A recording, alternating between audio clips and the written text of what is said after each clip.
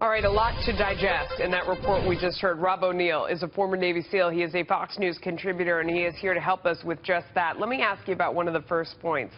What is the danger of bringing these detainees to U.S. soil, do you think, in your mind?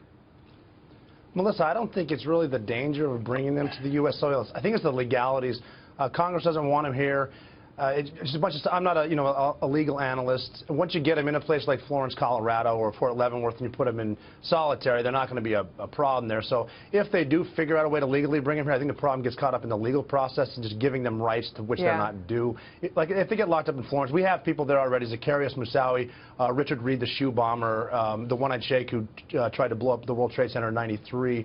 They're there. They're not going anywhere, and they'll be there forever. The greater danger, of course, I guess maybe in a physical sense, are those that are being released. I mean, as we're having this conversation today, there's a report out just today about a man arrested in Spain who was operating there as part of a cell. They were making bombs. They were buying weapons. They were recruiting people. He was released from Guantanamo Bay. We got this news out of Spain today as we're having this conversation. Your thoughts on that?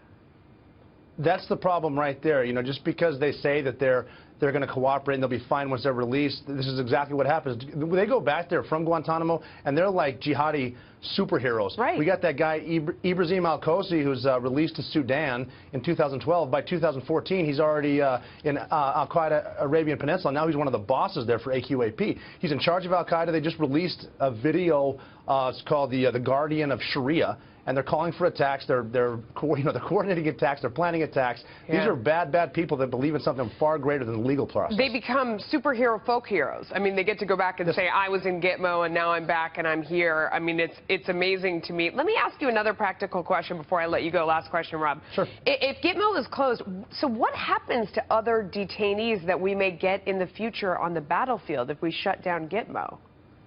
Well, I'd imagine on the battlefield, they're going to have to try to fight places over there where we have, like Abu Ghraib in Iraq and places up in Bagram in Afghanistan. They're going to have to keep them there, and that's pretty much what it's going to be. If we do find partners, like the country of Oman took 20 Gitmo detainees, at least sort of a first world Arab country that wants to help us, we can transfer them there. But just to get them somewhere like Guantanamo, just to catch and release again, it's just a big problem putting these guys back on the battlefield. Regardless where we put them, they're going to get back on the battlefield. Without question. I mean, it seems so logical. Rob, thank you so much for your time. Good to see you. Thanks, Melissa. David.